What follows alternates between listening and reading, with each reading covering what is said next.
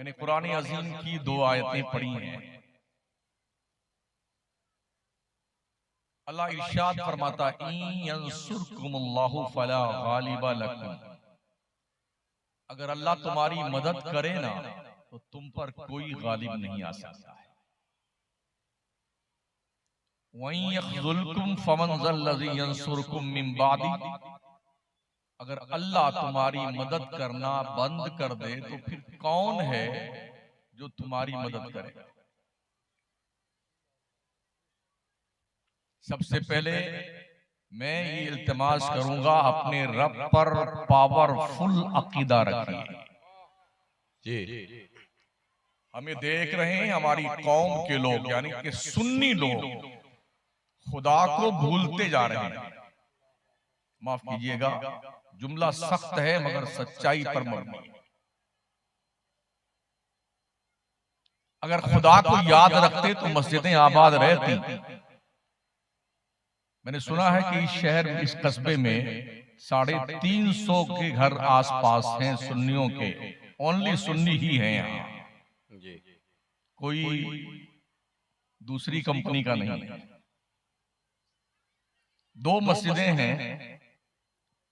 ये तो दोनों इमाम बताएंगे कि नमाजी कितने हैं।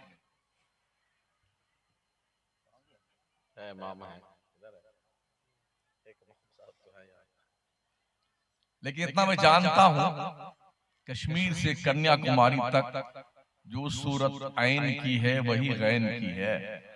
नुक्ते का फर्क है। हर जगह हमारे सुन्नी मस्जिदों से दूर है। बाहर गेट पर ही गप्पे लड़ाएंगे बेटे, और अंदर नहीं जाएंगे। और कहीं का उर्स और मेला लगाना, अल्लाह अकबर, बस भर भर के ट्रेन में संडास में विराजमान होकर के अजमेर तक जाएंगे।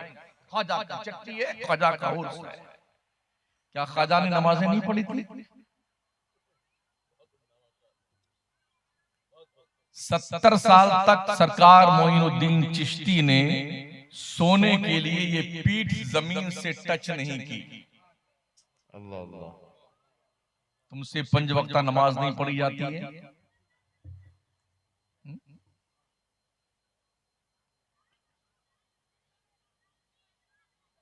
70 साल किसे कहते हैं? मैं सिर्फ अभी 24 घंटा सोया नहीं हूं, जिस्म की एक एक हड्डी टूटने के कगार पे है। और जो 70 साल तक पीठ लगा के जमीन पर लेट के सोया ना हो, उसका हाल क्या रहा हो। ज्यादा समझने रुक जा रहे हो। बगदाद के ताजदार शहंशाह औलिया गौसे आजम पीर दस्तगीर रोशन जमीर शेख अब्दुल कादिर जिलानी ने 40 साल इशा के वजू से फजर की नमाज अदा की। कितनी 11वीं कर ली आपने, कितने मुर्गे काट के खा गए गौस पाक की याद में, कितने खिजड़े खा लिए इमाम हुसैन की याद में। मुहर्रम तो याद रहा, मुहर्रम के ताजिया याद रहे, मुहर्रम का ढोल और ताशा याद रहा, मगर हुसैन इब्ने अली का वो सजदा याद नहीं आया। तलवारों के साए में भी कोई एक सजदा कज़ा कोई बता दे कि करबला में नबी के जानिसार और इमाम हुसैन के आवानो अंसार जो साथ में थे, किसी का एक सजदा कज़ा हुआ हो। 3 दिन भूखे और प्यासे। अभी 1.5 महीना पहले एक वीडियो सामने आई है कि इमाम साहब मस्जिद में फजर की नमाज पढ़ने के बाद माइक में ऐलान कर रहे थे, गांव के लोगों अल्लाह के वास्ते मस्जिद में आ जाओ, 4 दिन से जमात नहीं हुई मस्जिद में। जी, तुम एक बाबरी मस्जिद को रोते हो। अजमेर जैसे शहर में 200 से ज्यादा मस्जिदें हैं जहां पर घोड़े गधे बांधे जा रहे हैं, जहां पर मोटरसाइकिल बनाने वालों की दुकान बन चुकी है शहर अजमेर। कुर्बो जवान। पंजाब के इलाके में चला जाइए तो 1000 की तादाद में मस्जिदें हैं जहां पर लोगों ने बाज़ाब्ता तौर पर अपने घर बना रखे हैं मस्जिदों के अंदर। अल्लाह। जब आप नमाज नहीं पढ़ोगे तो ये होगा ना।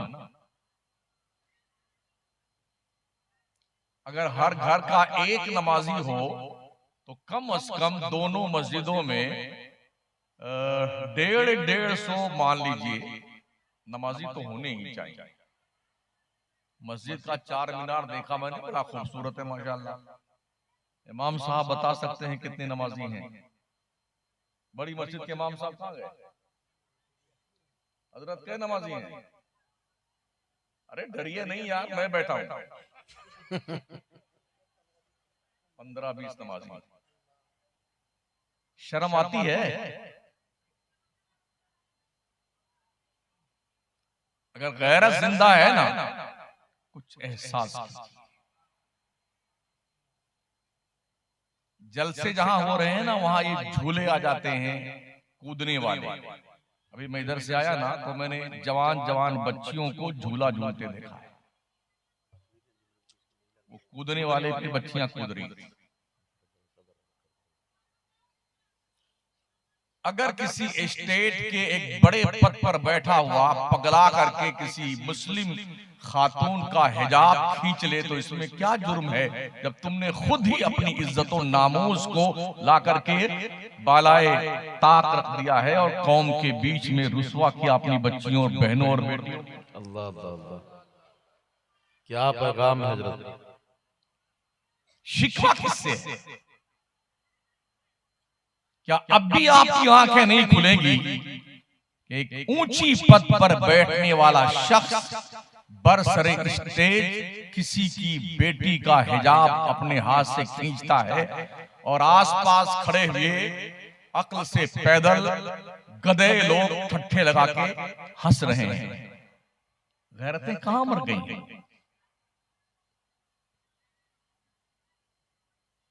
जमीन जागता है हमारा। हदिये तबरीक पेश है उस बच्ची को और उसके घर वालों को। उसने उस स्टेट की नौकरी पर थूक दिया और रहना गवारा न क्या उस स्टेट में। मुझे ऐसे स्टेट में रहना ही नहीं है जिस स्टेट का मुखिया इतना जलील हरकत करता। सही बात है।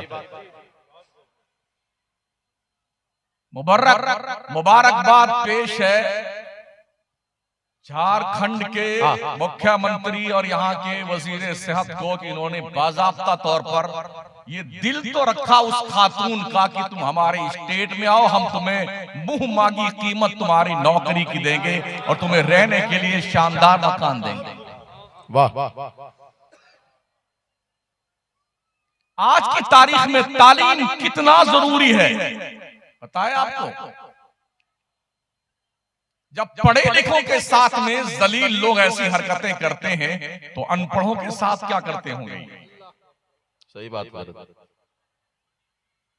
एक बावकार पोस्ट है डॉक्टर बनना, और डॉक्टर इसलिए भी बनाइए अपने बच्चियों को कि हमारी बच्चियां, हमारी बहनें, हमारी बेटियां, हमारी माएं डिलीवरी होती है ना,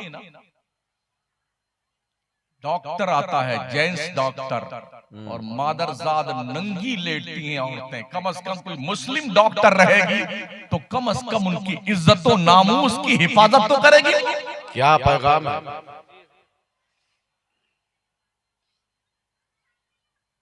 पढ़ाइए अपनी बच्चियों को, और सिर्फ मौलाना, मौलवी और टीचर और फटीचर बनाने से अब काम नहीं चलेगा।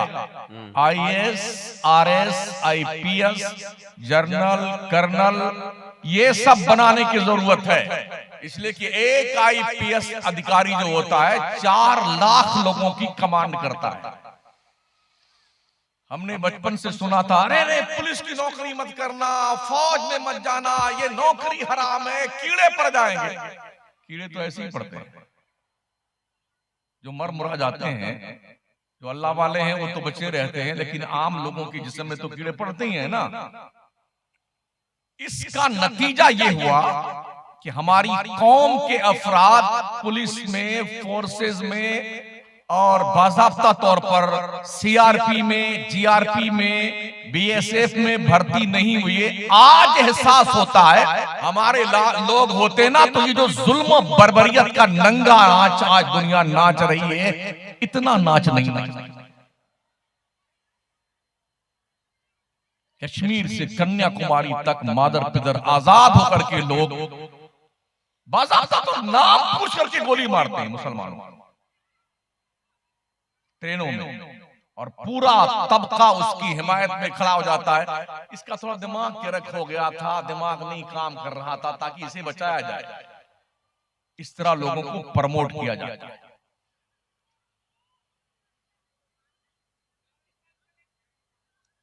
ये बाज़ाब्ता ऑन रिकॉर्ड है, इस मुल्क का सबसे ज्यादा वफादार अगर कोई है भारतीय नागरिक तो वो मुस्लिम कौम है। जितने लोग जासूसी करते पकड़े गए मुल्क के खिलाफ, उसमें कोई मुसलमान नहीं। बिल्कुल शरारत है, सब ऑन रिकॉर्ड। बाज़ाब्ता तौर पर ये आप देख सकते हैं, जान सकते हैं, सोशल मीडिया का दौर। कोई मुसलमान नहीं है।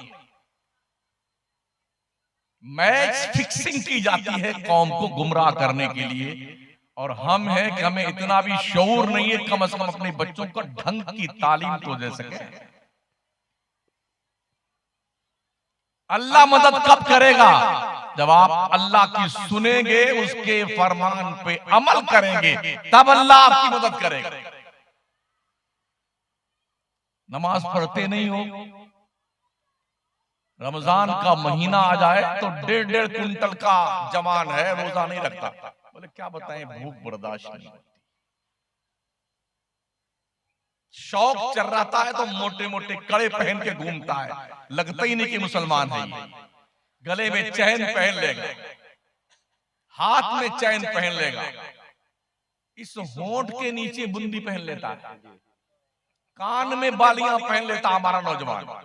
इतना बड़ा बड़ा बाल लगा के पीछे से उसमें वो फीता बांध लेता है, पीछे से आपा लगती हैं और आगे से आप लगते हैं।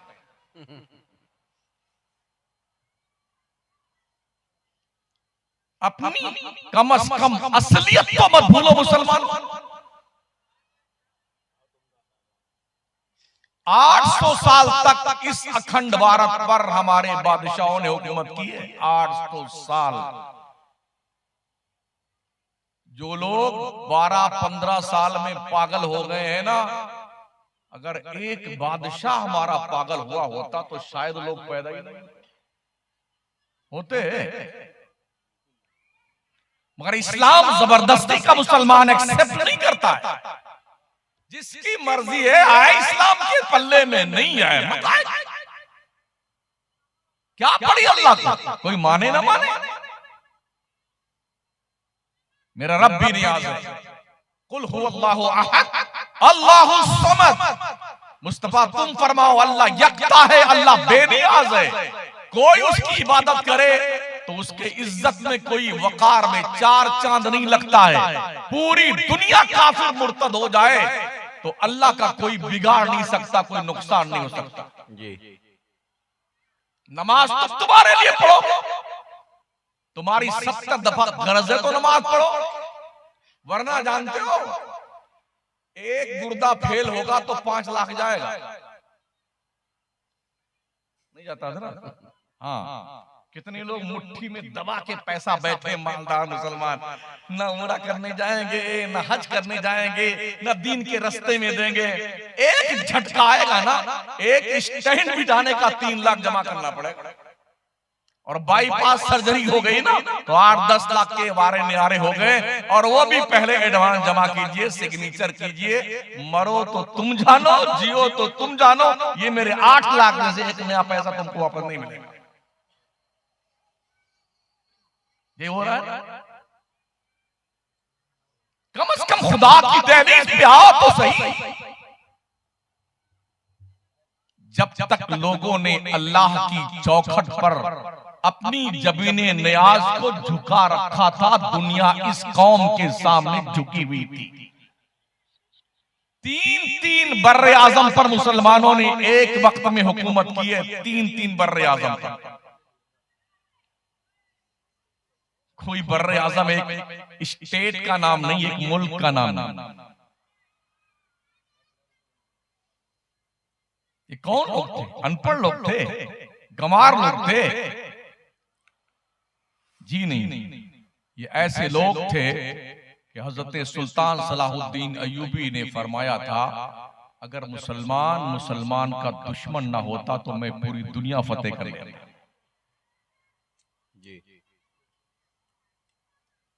कई बार कह चुका, आपकी मौत और जिंदगी के फैसले पार्लियामेंट और विधानसभा में होते हैं और आपका कोई आदमी वहां पर नहीं होता है।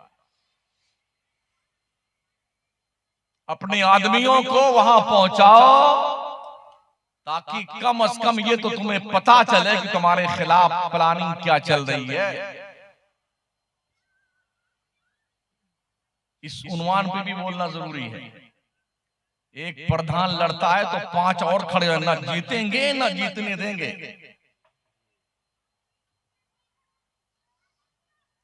नतीजा ये होता कि 5 लड़ गए तो छठा अपने आप निकल जाता है। बाहुल्य क्षेत्र जो मुसलमानों के हैं, उस इलाके से अपने लोग पार्टिया से गायब हैं, दूसरे लोग जीत जाते हैं। सही बात।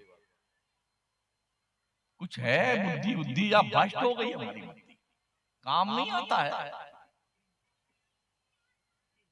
फिर कहता अरे हमारे ऊपर तो जुल्म हो रहा है जी, हमारी मस्जिद तोड़ी जा रही है, हमारे घर को बुलडोजर चलाया जा रहा है जी, हमारे बच्चों को पढ़ने लिखने से रोका जा रहा है। बाज़ाब्ता स्कूलों के गेट पर लिखा हुआ है, मैंने पढ़ा है कि यहाँ मुस्लिम बच्चों और बच्चियों का एडमिशन नहीं लिया जाएगा। एक स्टेट के कैपिटल सिटी में मैं गया तो वहां हॉस्पिटल के दरवाजे के बाहर लिखा हुआ था, इस अस्पताल में मुसलमानों का इलाज नहीं होता है। अगर आपके डॉक्टर, आपके इंजीनियर, आपके लॉयर, आपके बच्चे पढ़े लिखे नहीं होंगे ना, तो 5-10 साल बाद कोई डॉक्टर तुम्हारा इलाज नहीं करेगा, कोई लॉयर तुम्हारा मुकदमा नहीं लड़ेगा, कोई इंजीनियर तुम्हारे मकान का, तुम्हारी बिल्डिंग का, तुम्हारी मस्जिद और मदरसे का कोई नक्शा नहीं बनाएगा। गुजरने दीजिए 10-5 साल। ये भी लिखा देखा बोर्ड हमने स्कूल के सामने, मुसलमान बच्चियां अगर हिजाब उतार के आएंगी तभी उनका एडमिशन इस स्कूल में लिया जाएगा। क्या ये खतरात के बादल जो मंडला रहे हैं हमारी कौम पर, इसका एहसास है आपको?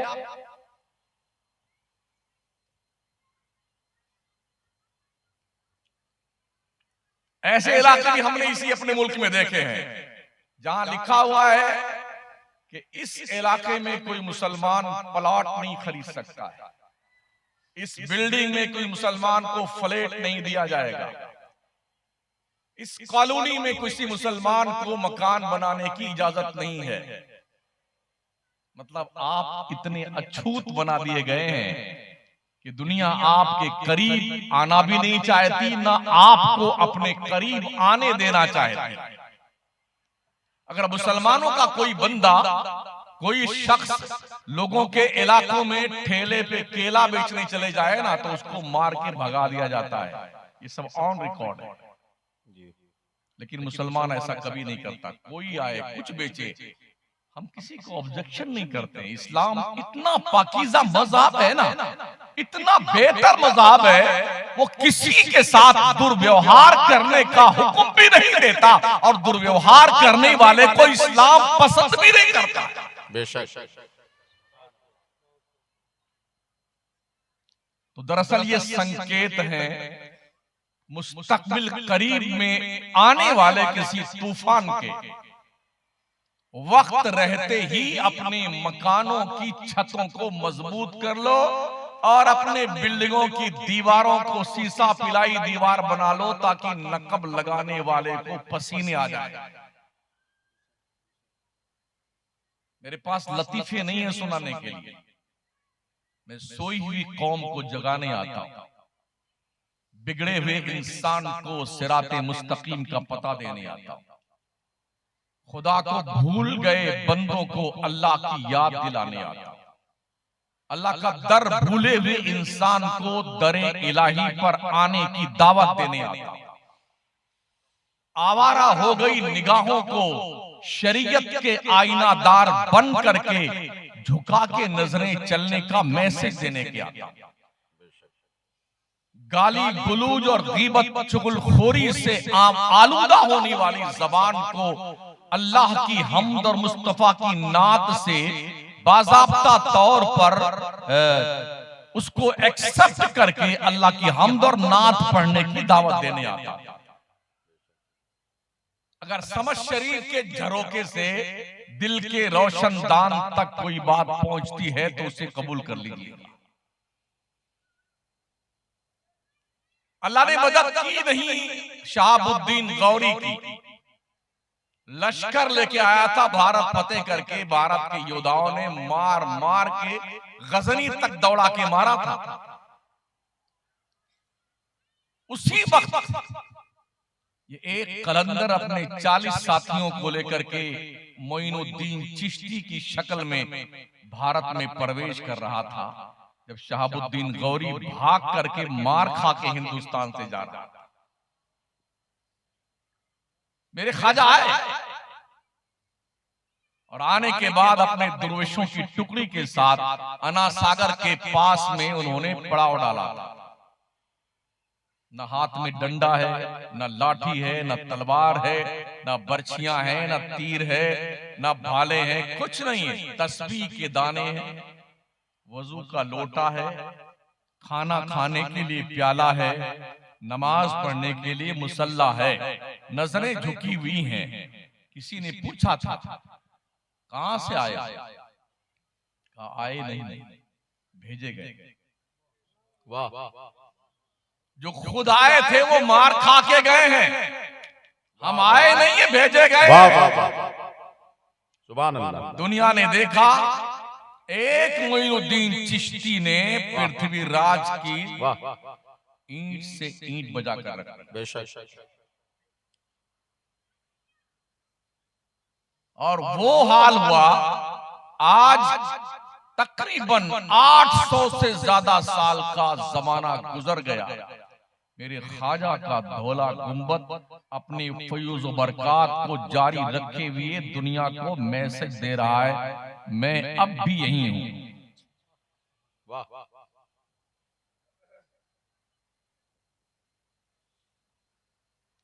देश के हमारे प्रधानमंत्री मोदी जी की भी चादर आती है, असली राजा तो हुजूर आप ही हैं।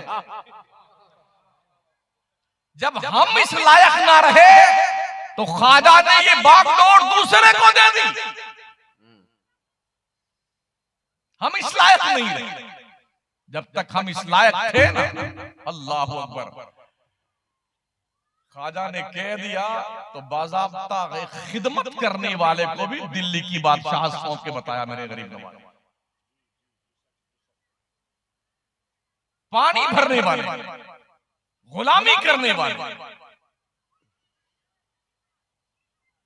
जानते हो गरीब नवाज क्या करते थे? अल्लाह अल्लाह करते थे। और ये भी सुन लें, मेरे ख्वाजा जब नमाज के लिए नियत बांधते थे, आज तो थोड़ा छोटा सा पीर बन जाए ना, इल्ला माशाअल्लाह, मैं हर पीर की मुखालफत नहीं करता हूं, हाँ जो अच्छे सच्चे पीर हैं वो हमारे सर के ताज हैं, लेकिन ऐसे मवाली और गुंडे और बदमाश पीर भी हैं मर्दूद, जिनको नमाज नहीं पढ़ती। गैर महरम औरतों से सर में तेल लगवाते हैं, हाथ पैर दबवाते हैं। कितना बेगैरत है वो घर वाला जिसके घर की बच्चियां, बहनें, माएं और बीबियां गैर महरम मर्द के सर में तेल और हाथ पैर दबाती हैं। अम्मा आयशा सिद्दीका फरमाती हैं, रब की इज्जत की कसम, मैंने कभी नहीं देखा मेरे मुस्तफा का दस्ते नाज किसी गैर महरम के हाथ से टच हुआ हो कभी। वाह वाह वाह वाह वाह वाह वाह वाह, क्या पैगाम है, वाह। क्या हो गया? हमने माथे की आंख से देखा पीरों को, जिस घर में आके ठहरते हैं ना, उनकी बच्चियों, जवान बच्चियों की पेशानी का बोसा देते हैं। ऐसे भी बेहया पीर देखे हैं जो गले मिलते हैं औरतों से। डिजिटल पीर है, डिजिटल, हाँ डिजिटल पीर। क्या आलमिया हमारा है। कोई दुल्हन बना हुआ है पीर साहब, खबीस कहीं का, लाल लाल जोड़ा पहने हुए है, हरा हरा जोड़ा पहने हुए है, चूड़ियां यहाँ तक पहने हुए, मेहंदी लगाए हुए है, और दाढ़ी पक्की पक्की है, और यूं घूंघट उठाए है, लाल लाल कपड़े का जोड़ा ओढ़ा हुआ है। और जैसे औरतें ना पैसा वैसा नहीं रखती है ना, वही रखता बेटा। देखा नहीं देखा? हाँ, सुहागन पीर है, कमीना कहीं का, कबीर। अभी एक वो झूमर लड़ जो औरतें झूमर, वो झूमर लड़का के नाच रहा। हैरत इस बात पर भी है, एक वीडियो आज ही देखी मैं, कलकत्ता वहां भुवनेश्वर एयरपोर्ट पर बैठे बैठे एक पीर साहब आए तो सारी पब्लिक खड़ी हो गई, वो आके बैठे तो जो गद्दा लगा हुआ था, अब जो भी मुरीद आता है पहले उस गद्दे को सजदा करता है। वो मरदूद पीर भी बैठा हुआ वहां पर, खबीस। सजदा सिर्फ खुदा को, सजदाए ताबुदी सिर्फ खुदा को, सजदाए ताजीमी हमारे नबी की शरीयत में हराम है। किसी वली को, किसी नबी को, किसी बुजुर्ग को सजदाए ताजीमी करना हराम, अशद्दे हराम है। मेरे करीम आका फरमाते हैं अगर किसी गैर खुदा को सजदा करना जायज होता, मैं हुक्म देता औरतों को, ए औरतों तुम अपने शौहरों को सजदा किया करो, इसलिए कि शौहर का रुतबा औरत के लिए बड़ा अहमियत का हामिल है। लोग सजदा कर रहे हैं। मुंबई में एक जगह देखा मैंने, पीर साहब तो मर गए, कोई 100 साल के आसपास हुआ मरे हुए, उसकी कुर्सी रखी हुई है, मरदूद हमारा सुन्नी जो है उस कुर्सिया को किबला बना के सजदा करता है, 2 रकात नमाज पढ़ता है, और कोई नहीं बोलता शमसुद्दीन के अलावा। इस खुराफात पर मेरे अलावा कोई नहीं बोलता। दामन बचा जाते हैं, अरे कोई नाराज ना हो जाए, नजराना नहीं मिलेगा, कितनी दूर से आए हैं, किराया नहीं मिलेगा तो हम जाएंगे कैसे, हम किराया जेब में रख के आते हैं। हाँ, मिले चाहे चोले बाढ़ में जाए, जो कहना है सो कहना है। वाह वाह वाह, किसी के बाप से नहीं डरते हम। वाह। जहां गुलामे नबी तशना काम बोलते हैं, वहां पे साकी तो साकी है जाम बोलते हैं। जबान कटने का खतरा जहां भी होता है, वहां पे सिर्फ नबी के गुलाम बोलते हैं। एक जगह मैं गया तकरीर करने के लिए, खुसूसी मुकर्रिर मैं ही था, उत्तर प्रदेश ही में। मैं मकराना से गया, कोई 8-9 हजार किराया खर्च हो गया पहुंचते पहुंचते। दस्तारबंदी का जलसा था, 3 साल हो गए। कलकत्ता की एक कारी निसार साहब भी थे, खतीब, सब तकरीर कर लिए। जब मेरी तकरीर का ऐलान हुआ तो वहां जो मोहतमिम था मदरसे का, वो पीर साहब था, जाहिल पीर। मेरा ऐलान होते वो खुद खड़ा हो गया तकरीर करने के लिए। अब बोलते बोलते क्या बोलता, नमाज की कोई जरूरत नहीं है, रोजे की कोई जरूरत नहीं, हज और ज़कात की कोई जरूरत नहीं, कुरान की कोई जरूरत नहीं, मसलक आला हज़रत जरूरी है।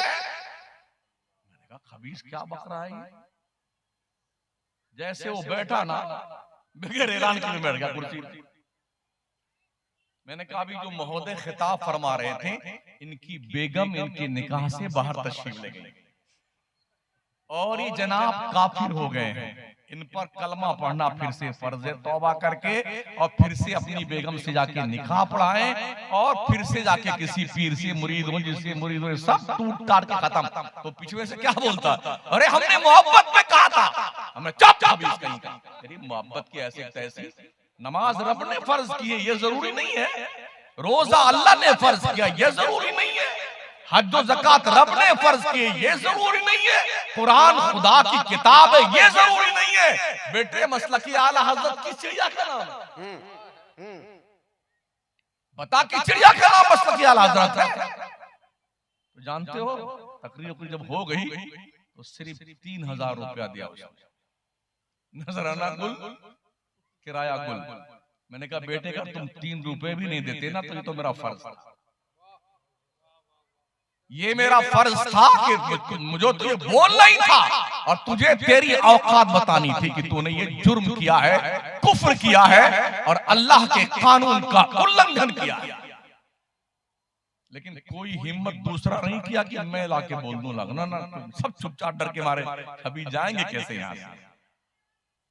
ये डर रहता है।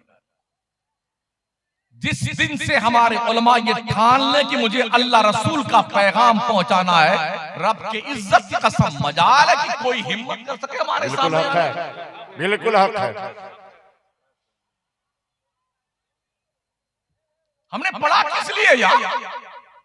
चमचागिरी करने के लिए, मस्का पालिश लगाने के लिए? जी नहीं, हक तो हक है। रब फरमाता व इम्मा युनसियन्नका शैतान फला तक़ूद बाद ज़िक्रा मअल क़ौमिज़ ज़ालिमीन। अगर शैतान के वरगलाने से तुमने गलत काम करना शुरू कर दिया है तो जब तुम्हें बताया जाए तो अपने रास्ते पे वापस आ जाओ। मेरे ख्वाजा ने 90 लाख काफिरों को मुसलमान बनाया है। सुभान अल्लाह। कोई माई का लाल मेरे ख्वाजा के हाथ में एक छड़ी नहीं दिखा सकता। जी, किरदार था ख्वाजा का। लोग आते थे, चेहरा देखते थे, मुसलमान हो जाते थे। चेहरा देख के मुसलमान होते थे। ऐसा वली जो भारत के वलियों का ताजदार है, वो मोइनुद्दीन चिश्ती जिंदगी की कोई नमाज नहीं छोड़ता। जुम्मा जुम्मा 8 दिन हुए पीर बने हुए, टांग फैला के दबवा रहे बैठे बैठे। खाला तुम भी जन्नत में जाओगी, अपा तुम भी जन्नत में जाओगी, बेटे तुम भी जन्नत में जाओगे। अरे मायूस मत होना, मैं हूं ना। तुझे खुद ही नहीं पता बेटे तू जन्नत में जाएगा कि नहीं जाएगा। दूसरों को और सत्यानाश करने के चक्कर में लगा हुआ है। अरे ओ लोगों, अपने माँ बाप की इज्जत करो। माँ बाप की, तुम्हारी जन्नत तुम्हारे काबा के दीवार के साए में नहीं है, तुम्हारी जन्नत तुम्हारे माओ के कदमों के नीचे रख दी गई है। सुभान अल्लाह, सुभान अल्लाह। हाँ, आज तो गुड्डू मियाँ बेगम का चेहरा देखने के बाद माँ को मारना शुरू कर देते हैं। बाप को धक्का मार के निकाल दिया गया, बेचारों को ओल्ड हाउस में डाल दिया। आप बक बक बक करते रहते हैं, इनको कहीं बाहर भेज दो। बेगम थी ना, फरमा दिया तो गुड्डू ने भेज दिया। यहाँ कोई गुड्डू है होंगे तो क्या मेरा बिगाड़ ले।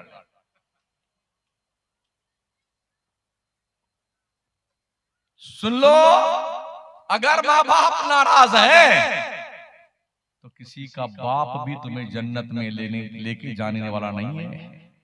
ध्यान रखना। माँ बाप की रजा में अल्लाह की रजा है, माँ बाप की नाराजगी में अल्लाह की नाराजगी। यहां तक फरमाया गया।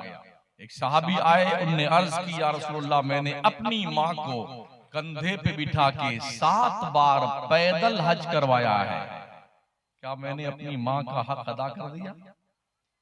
इस्लाम के पैगंबर ने फरमाया, मेरे सहाबी, जब तू माँ के पेट में था ना, तेरी वजह से हल्का सा जो झटका लगा था और तेरी माँ को तकलीफ हुई थी, उस एक झटके के बराबर ये 7 हज नहीं हुए। तू हक अदा करने की बात करता। अल्लाह के पैगंबर ने फरमाया, माँ बाप के चेहरे को मोहब्बत भरी नजर से देखने वालों को अल्लाह के पैगंबर ने फरमाया, हर नजर के बदले में अल्लाह एक हज्जे मकबूल का सवाब देता है। हज्जे मकबूल किसे कहते हैं?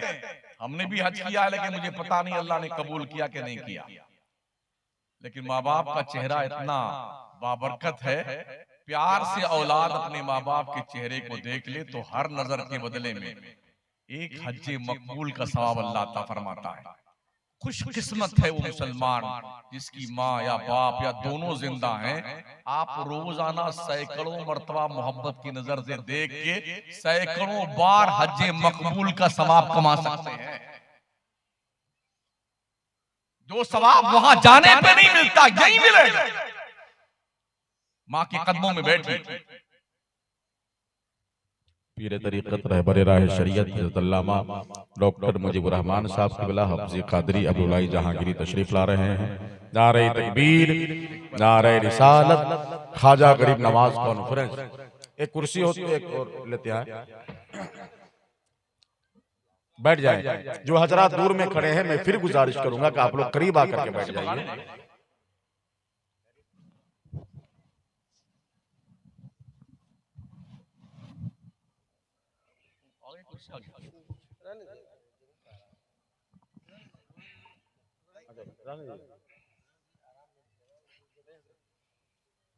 बैठे बैठे।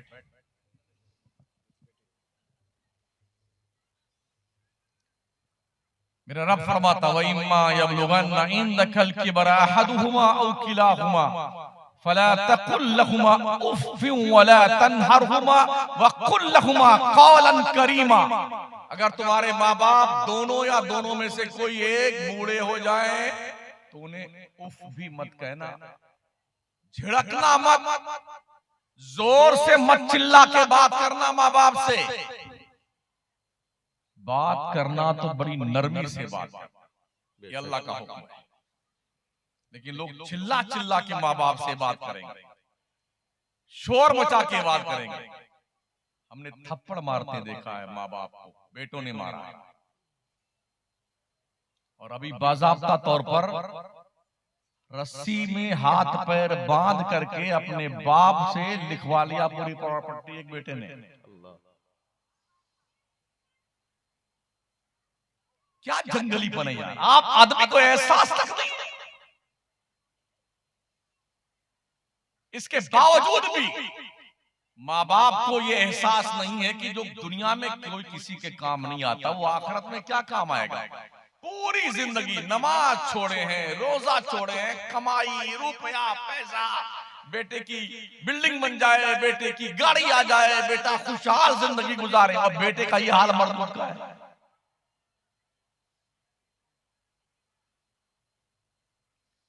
कमाइए, इस्लाम कमाने से मना नहीं करता, खूब मेहनत कीजिए, अल्लाह खूब तरक्की दे, खूब रुपए कमाओ, इस्लाम रोकता नहीं है। लेकिन कम से कम ये ध्यान रहे हलाल कमाई कमाओ। रात भर में करोड़पति बनने का ख्वाब मत देखो। चलो आईपीएल चल रहा है तो चलो सट्टा लगा लेते हैं, ये चल रहा है अभी। हाँ, एक पल में मिलता, एक पल में करोड़पति, ये सट्टा लगाते हैं लोग आईपीएल। और वो जो 8-8 दिन चलता है वो क्या बोलते हैं उसको, टूर्नामेंट। हाँ, टूर्नामेंट बोलते हैं उसको, कम वक्त को। पूरी पूरी रात, पूरा पूरा दिन सारे बैठे लगे, अब चौका लगेगा, अब छक्का लगेगा। उसी बीच अगर मलकुल मौत आ जाए तब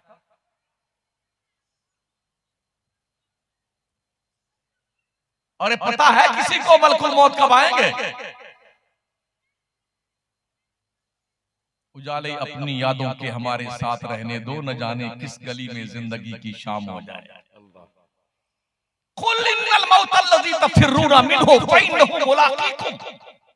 अल्लाह फरमाता मुस्तफा तुम फरमाओ, जो लोग मौत से भागते हैं ना, मौत तो डेफिनेट मुलाकात करेगी तुमसे।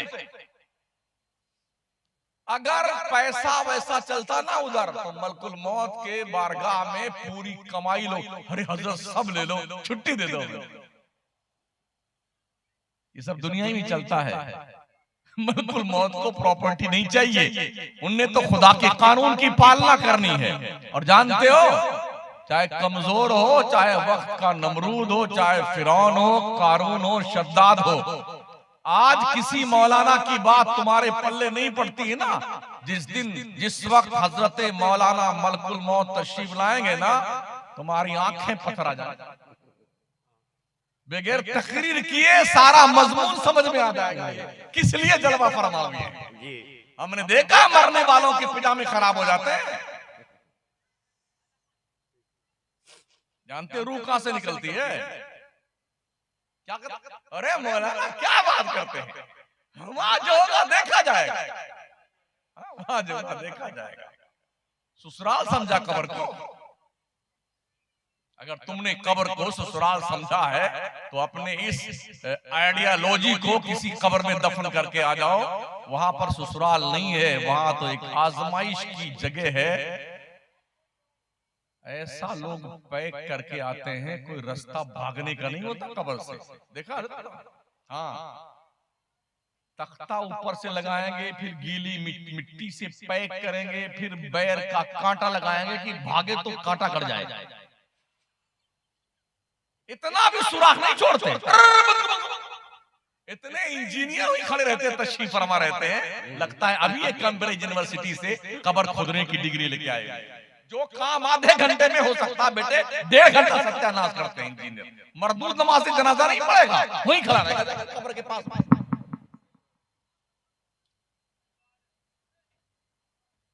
अब तक जो कब्र में जा चुके हैं ना, टंडेल, पटेल, प्रधान जी, सरपंच महोदय, खान साहब, तुर्रम खान, जाके पूछ के आ जाओ खान साहब कैसे हो, तबीयत ठीक है आपकी? अरे कुछ उजाला उजाला है कब्र में तुम्हारे।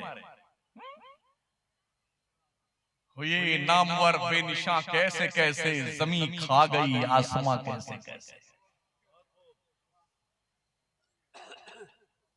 ऐसे लोग बेटे दुनिया से मरते ही नाम बदलता है। कोई नहीं कहता खान साहब है, मुर्दा मुर्दा, डेड बॉडी, मुर्दा मुर्दा। कोई ज्यादा दिन तक अपने अब्बा को मरने के बाद अम्मा को, बेगम को, गुड्डू को और लहक महक चहक को फ्रिज में सजा कर नहीं रखता है। अरे जल्दी करो जल्दी करो जल्दी करो जल्दी करो। 2 घंटा 3 घंटा पो रोएंगे, उसके बाद आंसू भी खत्म हो जाता है। कितना रोगे, आखिर कब्र में जाना जाता है। बड़ी हैरत हुई, एक कब्र का पड़ोसी का मुल्क जो है पड़ोस में, वहां एक कब्र का वो देखने में जो सैदाना होता ना, वो देखने का इत्तेफाक हुआ। किसी ने भेजा था, उस पर लिखा हुआ था कि जनाब की मतलब पैदाइश कब हुई, किस तारीख में, किस सन में, फिर वफात कब हुई। उसके बाद लिखा था कि इन्होंने कौन कौन सी डिग्रियां हासिल की हैं। B.Com कहां से किया, M.Com कहां से किया, MSc कहां से, BSc कनाडा से किया और जर्मनी से। ये डिग्रियां उसके कब्रिस्तान पर लगे हुए पाटिया पे लिखी हुई थी। ये बेटे मुनकर नकीर को बताना चाहते हो मेरे पास इतनी डिग्री है?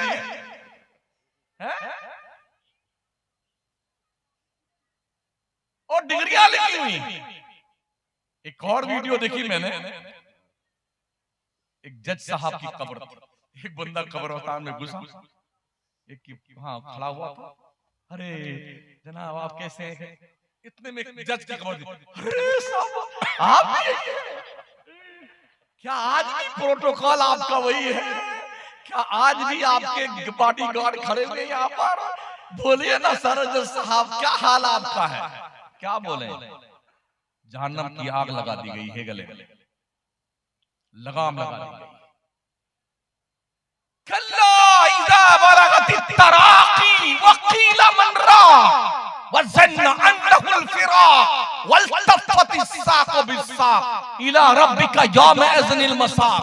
अल्लाह फरमाता हाँ हाँ, जब जान गले में अटक जाए,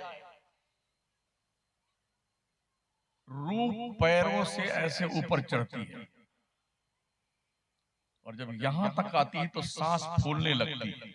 अब सब खड़े हो गए, सब बेटा बेटी, पोता पोती, गुड्डू बबलू, कोई चम्मच में जूस लिए खड़ा हुआ है। अब्बा नाना जूस पी लीजिए, मौसम्बी का जूस है, ये अनार का जूस है। और ये रूह जब यहाँ तक आई गले में तो क्या कहता अल्लाह? हाँ हाँ, जब जान गले में अटक जाए तो लोग क्या कहते? किसी हाफिज जी को बुलाइए नहीं यासीन पढ़ने के लिए, वकीला मन रात बुलाओ किसी पढ़ने वाले को। को, झाड़ फूंक करने वाले को, दम करने वाले को। वज़न्ना अन्नहुल फिराक, और वो आदमी समझ जाता अब छुट्टी नहीं मिलने वाली, पकड़े गए। वल्तफ़त साक़ो बिसाक़, ये पिंडली पिंडली से मिला के बांध दी जाती है। रूह जब यहाँ गले में पहुंचती है और नाक के पास आती तो नाक फड़कने लगती हूँ, और आंख में आकर के रूह ठहर जाती है। लोग इधर से चम्मच डालते हैं तो जूस इधर निकलता है, यहाँ डालते हैं तो इधर निकलता है। अरे यार कुछ जा ही नहीं रहा है, अरे अब तो ये आंख ही ठहर गई इसकी, एक ही तरफ देखे जा रहा है। जानते हो क्या देखता है? अल्लाह के पैगंबर ने फरमाया हर मरने वाला मरने से पहले अपनी आखिरत की जगह देख लेता है। अल्लाह अल्लाह अल्लाह। अगर जन्नती है तो सामने जन्नत लाई जाती है।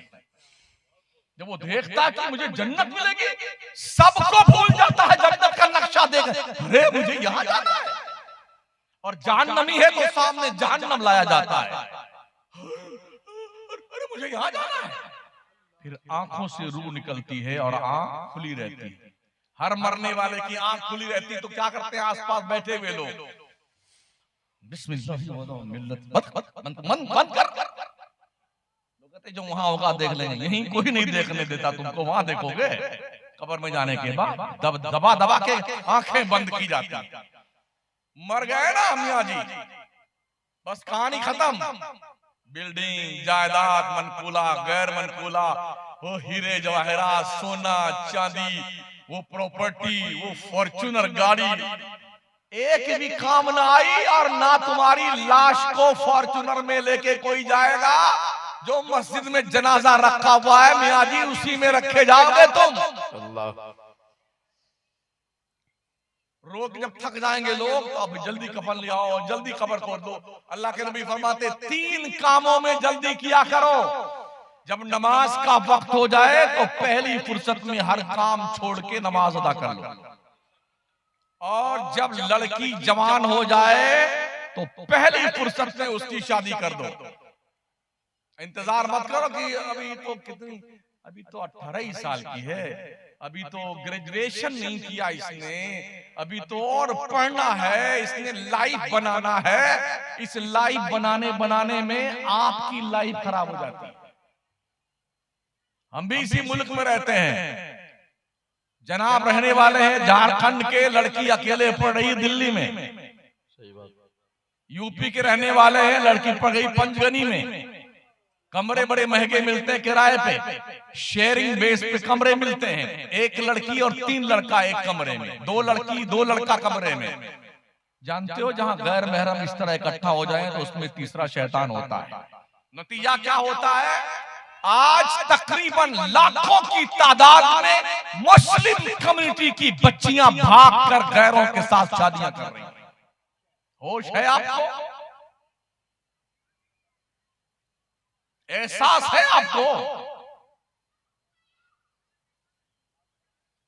इसके रोकने का कोई इंतजाम है आपके पास? अपने कॉलेज बनाओ जहां पर आपके बच्चे और बच्चियां पढ़ते हो, नकाब के साथ बच्चियां पढ़ने जाएं। बच्चों का स्कूल अलग हो और बच्चियों का स्कूल अलग हो।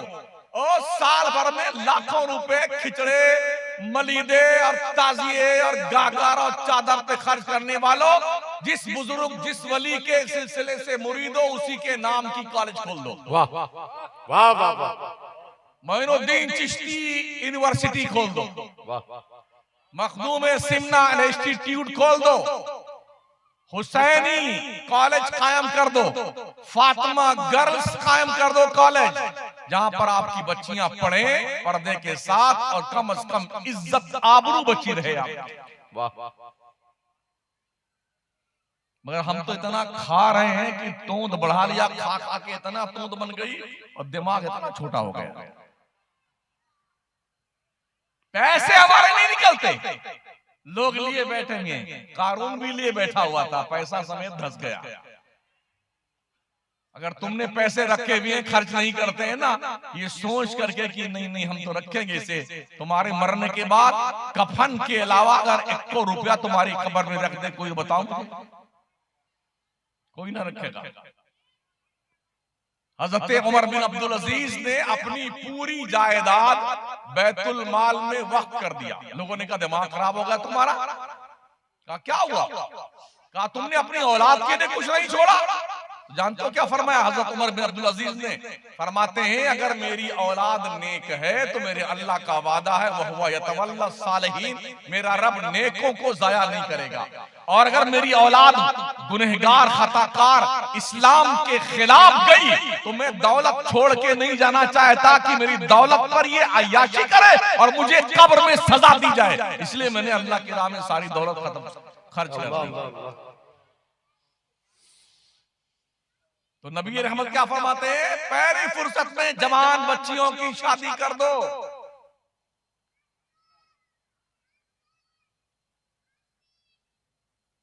कुछ लोग कहते हैं यार अभी तो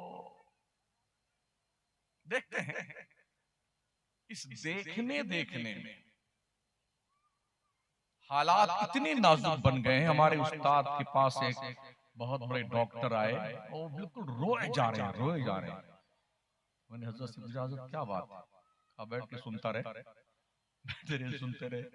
वो अपील कर रहे हैं हुजूर मेरी बेटी फलां यूनिवर्सिटी में पढ़ रही थी, डॉक्टर बनते वो एक पंजाबी के साथ वो नहीं मान रही, उसी के शादी करना चाहती, कोई तावीज दे दीजिए, कोई पलीता दे दीजिए। मैंने कहा जनाब इतना बड़ा पलीता जब लग गया है तो इतना छोटा पलीता काम करेगा?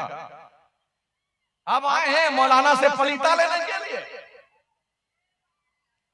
खुला छोड़ दिया कुत्ते सांड की तरह, फ्रैंकली मिजाज, दुपट्टा गाया, हिजाब गाया और बिल्कुल आवारगी तबाह के साथ होटल में, पार्क में, गार्डन में, बाजार में, स्कूल के कैंपस में गैर महरम बच्चों के साथ फ्रैंकली आजादाना घूमना, हंसी मजाक ठट्ठे करना। और फिर तुम ये तवक्को रखते तुम्हारी बेटी जो है वो फातिमा के जैसा किरदार पैदा करेगी। मैं भी रोज चलता हूं, कभी ट्रेन में कभी प्लेन में, बहुत सारे लोग भ्रमण पे निकलते हैं पूरा स्कूल लेकर के। 50 लड़के हैं, 50 लड़कियां हैं, पूरी बोगी बुक है। जानते हो क्या होता है? जो आंखों से देखा है वो लड़का उसके टॉपर खींच रहा है, वो उसका गाल नोच रहा है, वो उसकी चुटकी काट रही है। ये पूरी रात हंगामा होता है भ्रमण करने। टीचर की निगरानी में, मैडम की निगरानी में ये बेहयाई का नंगा नाच नाचा जा रहा है। आप कहां बैठे हुए हैं? बदकिस्मती से हम सुन्नियों का कोई स्कूल नहीं। अभी एक बंदा इधर ही वेस्ट बंगाल का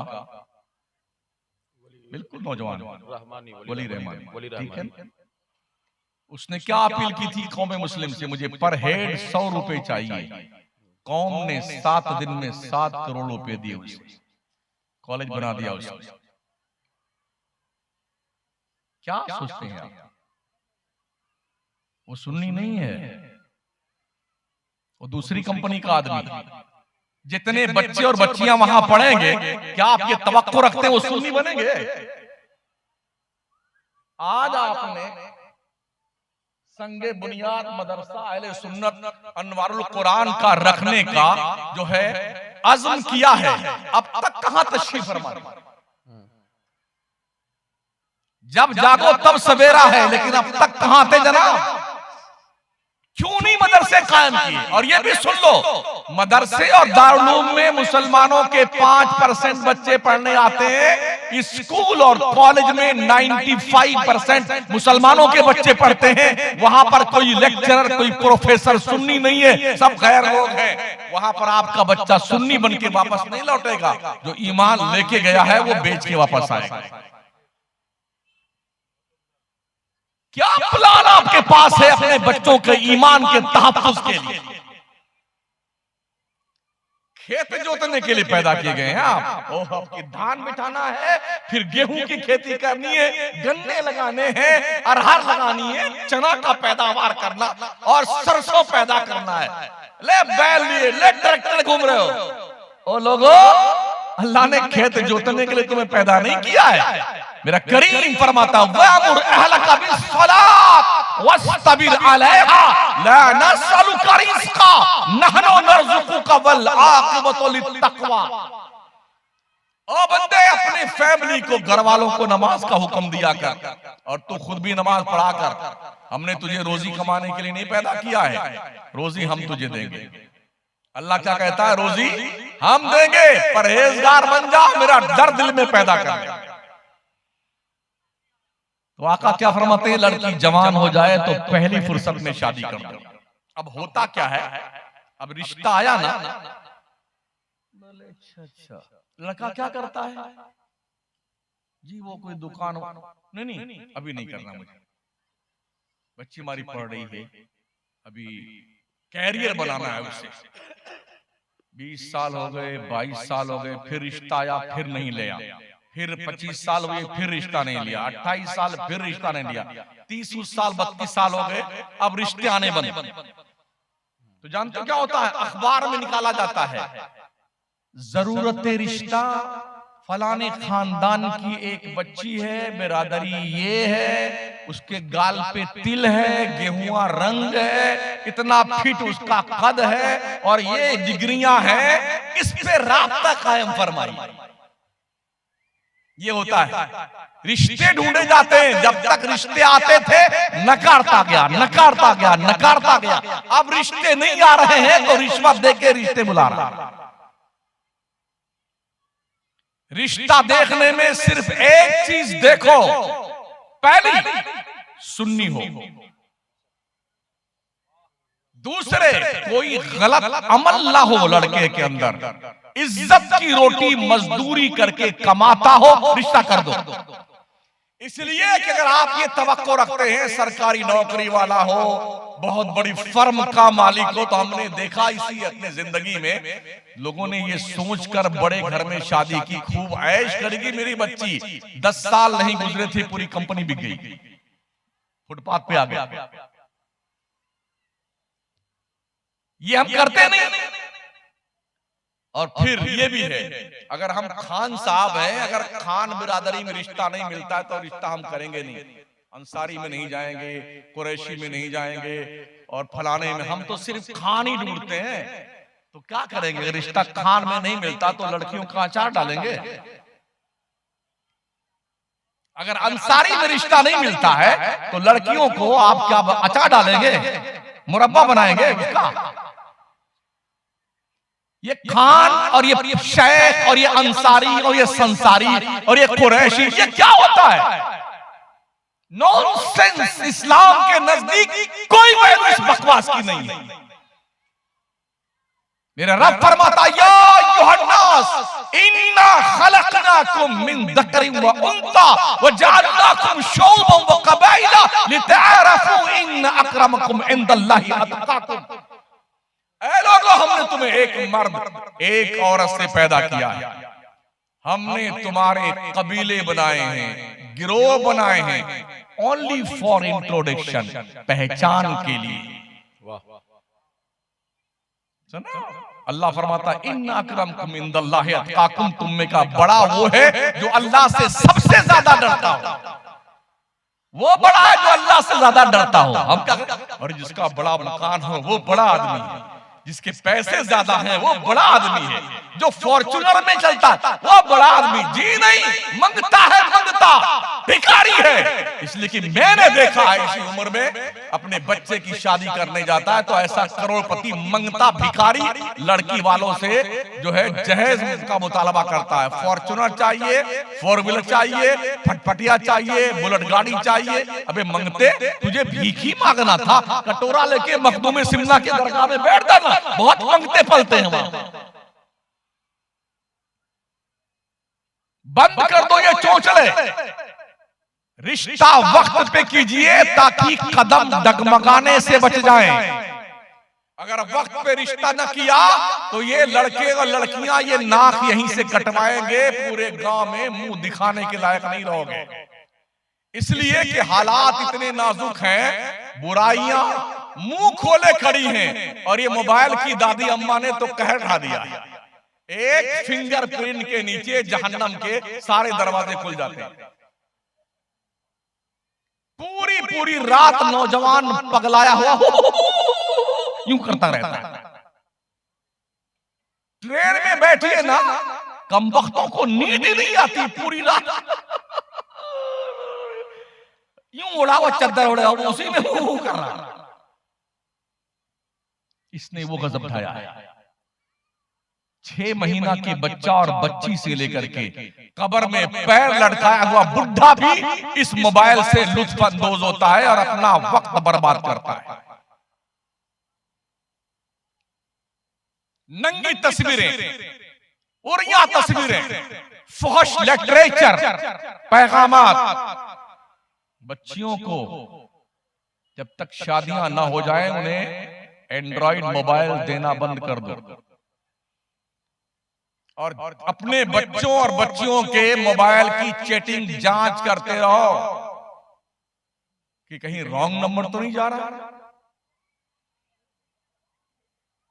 बच्चे पैदा करके जानवर की तरह छोड़ देते हो, अब ये कहीं पले बढ़े जी नहीं, आपकी जिम्मेदारी है कि आपके बच्चे रॉन्ग नंबर नहीं जाने चाहिए।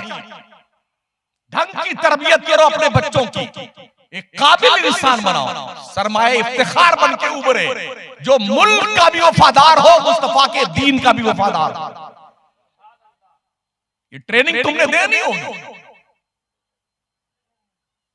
खान का रिश्ता अगर अंसारी क्या हो जाता है तो कोई मर जाएगा।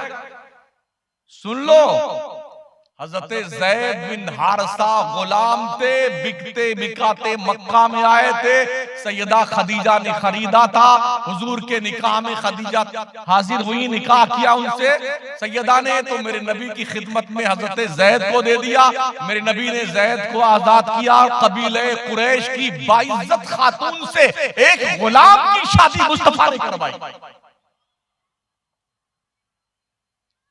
इसी जात बिरादरी की उठती हुई दीवारों को तोड़ करके पैगंबर ने यह मैसेज दिया, इस्लाम जात पात का मजहब नहीं है।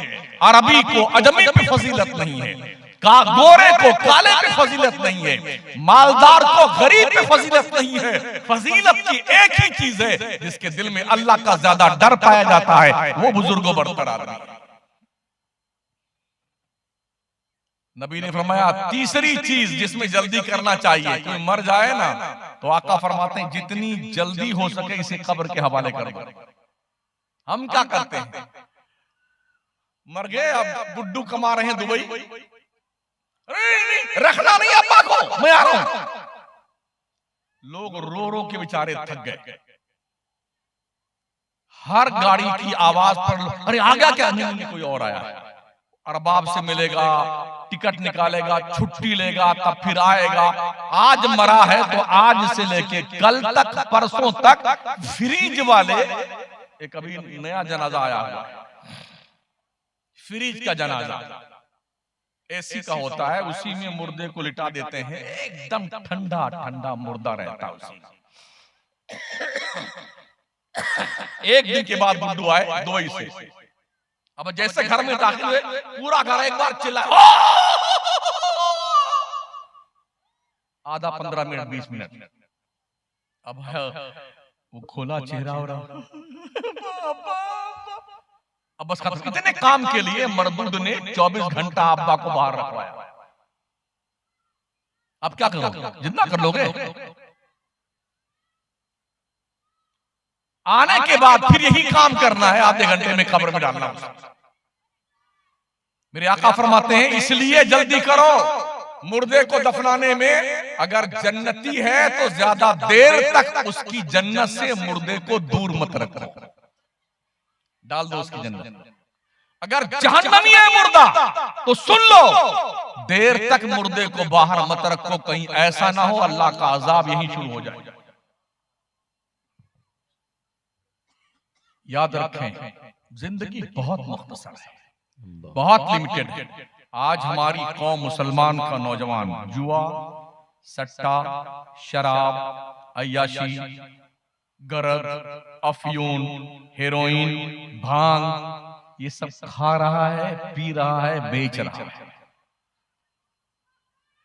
पूरा मुआशरा तबाह हुआ जा रहा है। इस पर अब तक कोई कदम नहीं लगाया जा सकता। लोग खुल्लम खुल्ला व्यापार कर रहे हैं। पूरा पूरा शहर तबाह हो रहा है। एमडी की गोलियां खाते हैं, नशे में रहते हैं, कोरेक्स का सिरप पूरा का पूरा पी जाते हैं, ब्रेड पर आयोडेक्स लगा करके शौक पूरा करते हैं नशा का। ये कारोबार मुसलमानों का चल रहा है। दुनिया पढ़ लिख करके आसमानों पे जाकर के चांद पर कमंदे डाल रही है, और हमारे लोग चरस पी रहे हैं, भांग पी रहे हैं, गांजा खा रहे हैं, अफयून खा रहे हैं, और हीरोइन का इस्तेमाल कर रहे हैं, और मौत से ठाठ से घूमते हैं। अम्मा अब्बा बुढ़ापे में भी मजदूरी करते हैं, और मुश्तंडा नौजवान बच्चा सिर्फ नशाखोरी करता है, बैठ करके गली कूचे में आवारागर्दी करता है। इसका जिम्मेदार कौन है? मैं फिर कहूंगा, गांव के लोगों, जब कभी जलसा करो तो ये जो झूला उला आता है ना, इस पे सख्ती से पाबंदी लगा दो, वरना इस जलसे पे पैसा खर्च करना बंद कर दो। समझ रहे हो? मदरसे को फरोग दो, कम से कम 10वीं तक यार इंग्लिश मीडियम स्कूल खोल दो अपने पैसे से। सुना ना, महाराणा के सादात ने फरमाया है ना, आधी रोटी खाओ, बच्चों को पढ़ाओ। पढ़ाओ बच्चों को। तालीम नौकरी के लिए नहीं होती भाई साहब, तालीम इंसान को इंसानियत का पाठ पढ़ाने के लिए होती है। लोग अरे जब नौकरी मिलती नहीं है तो कौन पढ़ने जाए, है ना? इसीलिए इतना लोग पलायन कर रहे हैं। बंबई, कलकत्ता, लुधियाना, जिस ट्रेन को देखिए ना, संडास के अंदर 3-3 लोग बैठे हुए हैं। संडास के अंदर 4-4 लोग बैठे हुए हैं। किसी को पेशाब लग जाए ना, एक बार हमारे उस्ताद को इस्तिंजा लग गया तो बड़ी मुश्किल से बेचारे पहुंचे वहां तक, बंदर की तरह, एक ऊपर टांग इधर टांग वहां गए तो 3 इसमें बैठे, 4 उसमें बैठे हुए हैं। कहा जनाब थोड़ी देर के बाहर आए, पेशाब क्या करते? मैं इधर मुंह कर लेता हूं, उधर कर लीजिए आप। ऐसा कहीं पेशाब उतरता है आदमी का? ये बिल्कुल इलाका छोड़ के बंबई, लुधियाना, कलकत्ता भागने की ये सोच क्यों हमारी कौम के अंदर है? क्यों हम सक्षम नहीं है? हमें सबसे पहले अपनी नीयत साफ करना, अल्लाह से डरने का एक तसव्वुर होना चाहिए, खुदा का खौफ दिल पे गालिब कीजिए। जलसे तो बहुत होते हैं, क्या दिलों पे तकरीर असर करती है? लोग क्या कहते हैं, मौलाना लोगों की तकरीर में असर नहीं रह गया, ये हमारी कौम कहती है, इनकी तकरीर में कोई असर ही नहीं। बिल्कुल सही कहते हैं, तकरीर में असर नहीं है, इसलिए कि तकरीर में असर के लिए हलाल रोजी खाना जरूरी है। अब हम साल के 365 दिन में 300 दूसरे के घर का खाना खाते हैं। 300 दिन, कभी कलकत्ता, कभी लुधियाना, कभी बंबई, कभी कर्नाटक, कभी मध्य प्रदेश, कभी पंजाब, कभी जो है एमपी में, कभी अहमदाबाद में। अब लोग खाना खिलाते हैं, मुझे नहीं पता कैसा खिलाते हैं। तो हम यही कहेंगे ना, आप जैसा खिलाते हो वैसा असर हमारी तकरीर में, वरना अल्लाह का फरमान है। अल्लाह ने फरमाया कुरान मुकद्दस में, नसीहत करते रहो, वज़क्किर फ़इन्न ज़िक्रा तनफ़उल मोमिनीन, नसीहत करते रहो, बेशक नसीहत मोमिन को फायदा देती है। अगर आप मोमिन हैं तो नसीहत का फायदा असरअंदाज होना चाहिए। गुफ्तगू इख्तिताम की तरफ ले चलूं मैं। एक बादशाह था, उसने अपने एक घर के महल के बगल में एक गार्डन बना रखा था। उस गार्डन में एक बढ़िया रूम था और उसमें एक कनीज रखी हुई थी कि जब मैं खाना खा के दोपहर को अपने इस गार्डन वाले कमरे में आके कैलूला करूं। नरम नरम गद्दा था उसका, तो वो आराम से बढ़िया से सफाई करके एकदम तैयार रखे।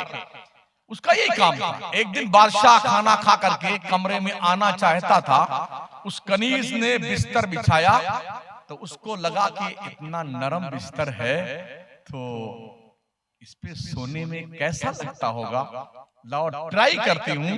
वो कनीज बिस्तर पे लेटी, इत्तेफाक देखें उस कनीज को नींद आ गई नरम बिस्तर पर। जब नींद आई ना उस कनीज को, बादशाह आया तो उसने देखा कि कनीज की ये जुर्रत बादशाह के बेड पर सो रही है। लात मार के उसे जगाया, वो हड़बड़ा के उठी। बादशाह ने कहा इसको पकड़ो, रस्सी में बांधो और इसे इतना कोड़ा मारो जब तक ये मर न जाए, इतना मारो। भरे मजमा में उस लड़की को कोड़ा मारने लगे दज्जाल, क्या बोलते उसको, जल्लाद लोग। जब कोड़ा मारे तो लड़की खूब जोर से हंसे, खिलखिला के जोर से हंसे। 10-12 कोड़ा मारा और वो हंसती रही। तो बादशाह ने कहा जरा रुक जाओ, मत मारो अभी। तो पूछा उस कनीज से, क्या तुझे चोट नहीं लगती? लगती है। तो फिर तू हंसती क्यों है? कहा बादशाह सलामत, मैं ये सोच के हंस रही हूं, अगर एक बार थोड़ी देर के लिए उस नरम बिस्तर पे सोने की सजा 100 कोड़ा है, तो जो बादशाह रोज इस बिस्तर पे सोता है उसकी सजा अल्लाह क्या क्या है। ये एक सेंटेंस था कि वक्त के बादशाह को दुर्वेश और फकीर बना दिया। चीख मार के चिल्लाता हुआ बादशाही दरबार से बाहर निकला और फकीर बनकर के वक्त का वली कामिल बन गया। एक सेंटेंस मेरा दिल को ऐसा बदल देता है, जो बादशाह होता है वो विलायत का बादशाह बन जाता है।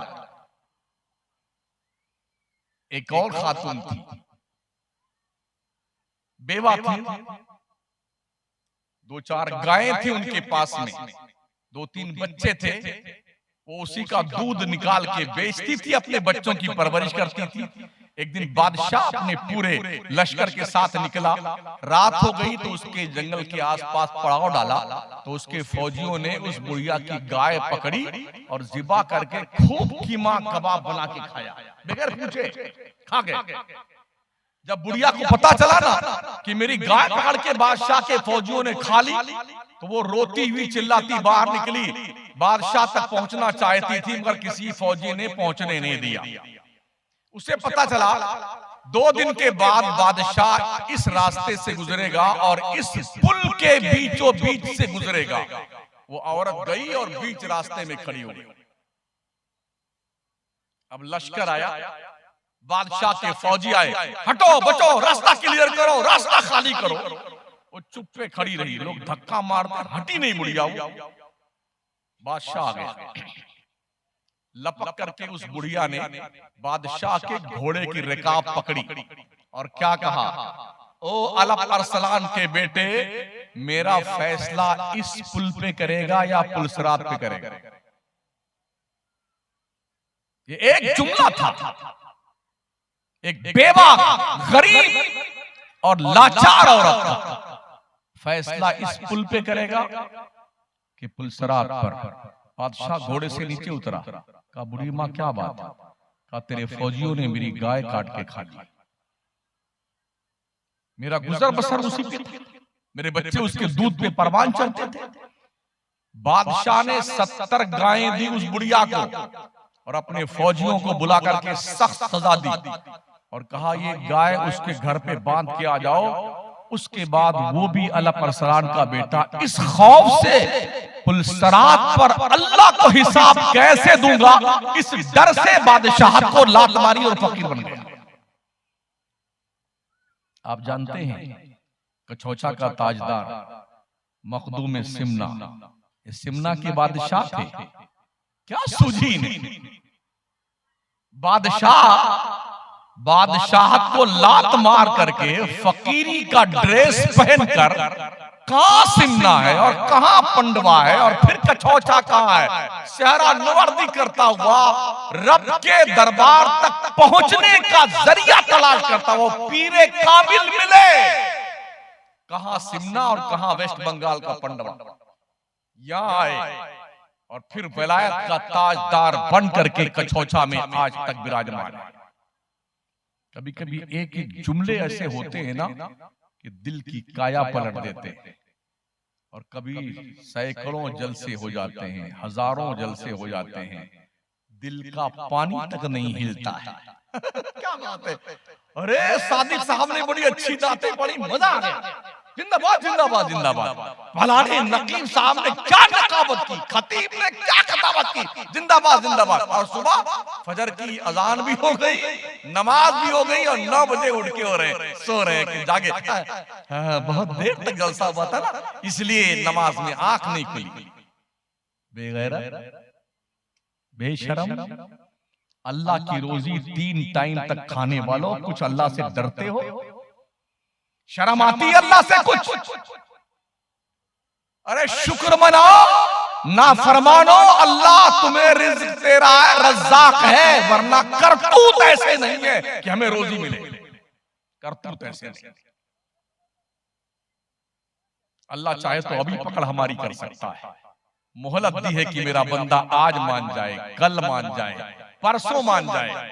और ये भी सुन लो, 7 मिनट और तकरीर मेरी बाकी है, 1.5 घंटा हो रहा है।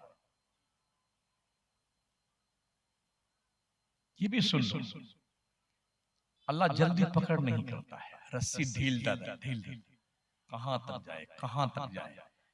एक शायर ने लिखा है, बहुत बुलंद फिजा में तेरी पतंग सही, मगर ये सोच भी ले डोर किसके हाथ में।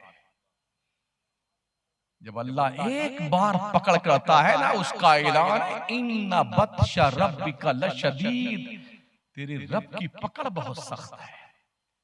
जब अल्लाह पकड़ता है तो किसी की जुर्रत नहीं कि अल्लाह के पकड़ से किसी को नजात दिला सके कोई। अल्लाह बड़ा गजबनाक होता है जब वो अपनी कुदरत का मुजाहरा करना चाहता है तो नमरूद, फिरौन, शद्दाद, हामान, जी कारून, वलीद बिन मुगीरा, अबू जहल, उतबा, शैबा, जाने कौन कौन, अल्लाह ने वो जिल्लत की मौत मारा ना, वो जिल्लत की मौत, उनकी मौत दुनिया के लिए इबरत का निशान बन गई। हम आप भी अकेले मर के अपनी कब्र में जाएंगे, मुनकर नकीर आएंगे कब्र में भुगतान करने के लिए। ना कोई चिराग होता है कब्र में, ना गद्दा बिछाया जाता है, ना पंखा रखा जाता है। अंधेरी कोठरी में इमाम अहमद रजा सरकार फरमाते हैं, अंधेरा घर, अकेली जान, दम घुटता, दिल उकताता, खुदा को याद कर बंदे वो साथ आने वाली है। खुदा को याद कर बंदे वो साथ आने। जब इस तोंद शरीफ पर गुरूर की, फख्र की, दौलत की चर्बी चढ़ जाए ना तोंद पर, तो एक बार कब्रिस्तान का चक्कर लगा के आ जाया करो, ये चर्बी पिघल जाएगी। हाँ याद रखना, हलाल पैसे कमाओ, हलाल खाओ, हलाल खिलाओ। चटनी रोटी भी अगर हलाल की है ना, बड़ा दम होता है चटनी रोटी में। जी हाँ, हराम खाने से शक्लें नहीं बिगड़ती हैं, मगर नस्लें बिगड़ जाती हैं।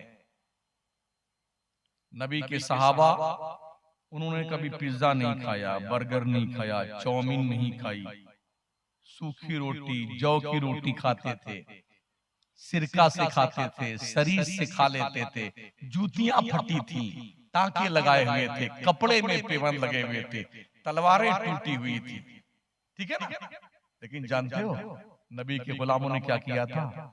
कैसरो किस्रा, जो उस दौर की सुपर पावर ताकतें थी ना, जैसे आज America, Britain, China super power है ना, ऐसे उस दौर में कैसरो किस्रा हुआ करते थे। मेरे मुस्तफा के दीवानों ने जो फटी जूतियां पहनते थे, कसम रब्बे काबा की, ऐसी तुड़ाई की ना, ऐसा मारा कैसरो किस्रा को कि नामो निशान मिट गया। पैगंबर ने फरमाया था, इज़ा हलका किस्रा फला किस्रा बादा व इज़ा हलका कैसरा फला कैसरा बादा। जब किस्रा बर्बाद होगा तो कयामत तक कोई दूसरा किस्रा नहीं पैदा होगा। जब कैसर हलाक होगा, कयामत तक कोई दूसरा कैसर नहीं पैदा होगा। किसने बताया था? नबी के सहाबा ने। सूखी रोटी खाने वाला। आज माशाअल्लाह देसी मुर्गा, तीतर, बटेर, कोरमा, बीफ और अंडे, देसी अंडे, तला हुआ पराठा घी में खाए जा रहे, टंकी ओवरलोड होती जा रही है ना। काम के क्या, काम का एक ढेला नहीं।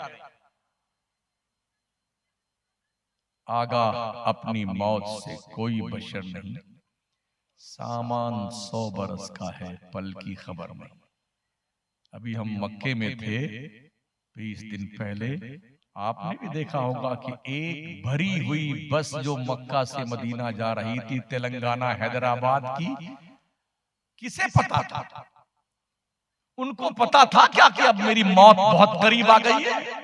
26 किलोमीटर शहर रसूल बाकी था और एक टैंकर ने टक्कर मारी ना, 45 में से 44 जल के राख बन गए। आखिरी सेंटेंस, रात को जब सोने लगो तो अपने दिन भर के हिसाब को जोड़ के सोया करो। आप में से या हमारी इस बिरादरी में से कोई एक बंदा ये बता सकता है अब तक जो उसने नेक काम किया है, कोई एक नेकी जिस पर आपको मुकम्मल कॉन्फिडेंस हो कि इसे अल्लाह ने कबूल कर लिया है किसी के पास? मेरे पास तो नहीं। 62 साल की उम्र है तकरीबन, 44 साल हो गए इमामत करते हुए। नमाज पढ़ रहे हैं बचपन से, इसलिए कि अम्मा अब्बा, अम्मा तो बिल्कुल कुछ नहीं पढ़ी हुई, वालिद साहब टीचर थे, दीन की तालीम कुछ नहीं थी, मगर इतना मार मार के पढ़ाया है ना कि मौलाना बना दिया। हाँ, इतना मारा ना अम्मा ने, इतना मारा कि मौलाना बन गया। तो माँ बाप के थप्पड़ में बहुत बार ज्यादा बरकत होती है। तो अर्ज करने का मतलब ये साथियों कि मैं नहीं बता सकता कि मेरी जिंदगी की कोई नेकी ऐसी है जिसे अल्लाह के दरबार में पेश करने के लायक। डॉक्टर इकबाल कहते हैं, चुमी मुसलमानम ये दाना मुश्किलाते लाए दादा। जब मैं कहता हूं कि मैं मुसलमान हूं तो मेरा रोंगटा कांप उठता है। मुझे पता है कि मुसलमान बनने के बाद जिम्मेदारी क्या होती मुसलमान की। ये शहादत गहे उल्फत में कदम रखना है। लोग आसान समझते हैं मुसलमान होना। तीतर खाने का नाम मुसलमान नहीं है, गोश्त खाने का नाम मुसलमान नहीं है, कुर्ता पजामा पहनने का नाम मुसलमान नहीं है, दाढ़ी रख लेने का नाम मुसलमान नहीं है। गोश्त तो हमसे ज्यादा हमारे देश के बिरादरान वतन खाते हैं। जी हाँ, अभी जो सावन का महीना खत्म हुआ था ना, सिर्फ बिहार स्टेट की एक रिपोर्ट आई थी। जिस दिन खत्म हुआ सावन का महीने का दिन, आखिरी दिन, दूसरे दिन 130 करोड़ का मटन खाया था देशवासियों ने, एक बिहार स्टेट में। कौन थे ये लोग खाने वाले? इसमें कोई अब्दुल कलाम, अब्दुल करीम नहीं थे, सब दूसरे ही लोग थे। तो गोश्त खाने का नाम मुसलमान नहीं है, दाढ़ी रख लेने का नाम मुसलमान नहीं है। हमसे बड़ी दाढ़ी 2-2 मीटर की अयोध्या के पंडितों की है। मुसलमान किसे कहते हैं? मुसलमान उसे कहते हैं जो अल्लाह रसूल के कानून के सामने सरेंडर हो जाए। बस सिर्फ मस्जिद में मुसलमान ना दिखो, बाजार में रहो तब भी आप मुसलमान दिखने चाहिए। खेत जोत रहे हैं तब भी मुसलमान दिखना चाहिए। आप दुकान पे बैठे सौदा बेच रहे हैं तब भी मुसलमान दिखना चाहिए कि आप मुसलमान हैं। सिर्फ मस्जिद में मुसलमान दिखे तो इससे क्या मतलब होता है? सोने वाले रब को सजदा करके सो, क्या खबर उठे ना उठे सुबह को। इसलिए सोते तो सब हैं, सुबह जागते कुछ ही लोग हैं। फिर सुबह ऐलान होता है, 1 मिनट बाकी तकरीर में। बड़े अफसोस के साथ गांव वालों आपको ये इत्तला दी जाती, फलाने साहब जो जलसे में खिताब फरमा रहे थे, तकरीर सुन रहे थे, अचानक रात में सोए, इन्ना लिल्लाह व इन्ना इलैहि राजिऊन, उनका इंतकाल हो गया। वो आप भी हो सकते हैं और हम भी हो सकते हैं। तो जब भी बिस्तर पे जाओ, तौबा करके गुनाहों से फिर सोया करो, कलमा पढ़ के सोया करो। और अल्लाह से मुलाकात करने का शौक अगर हो तो जब सब सो जाएं तो तहज्जुद के लिए उठकर खुदा से प्यार और मोहब्बत की बातें किया करो। हाँ, तहज्जुद की नमाज मोहब्बत की नमाज है। अपनी उलमा का अदब करो, एहतराम करो, मदरसों को जिंदा करो, अच्छे मदरसे बनाओ, अच्छे स्कूल बनाओ। मुझे बुलाओ चाहे न बुलाओ, मुझे कोई शौक नहीं चर्राता है। मैं बात वही करूंगा जिसकी आपकी जिम्मेदारी है, आपको सुनाने की मेरी जिम्मेदारी। ठीक है ना? क्या नाम होता है इस गांव का? है कुंदरू, एक सब्जी का नाम है। हमारे तरफ कुंदरी कहते हैं। अरे हमारे यहाँ कुंदरू बोलते हैं, यहाँ कुंदरी होगी। डर के मारे कुंदरी कर लिया होगा कि कुंदरू वाले को मतलब कहना दे। कुंदरू राजस्थान में रह गए, कुंदरी यहाँ चली गई। कुंदरी कुंदरी के लोगों, कुंदरू कुंदरू के लोगों, कुंदरू के लोगों, खुदा के लिए आज जब जाओ ना सोने के लिए बिस्तर पर,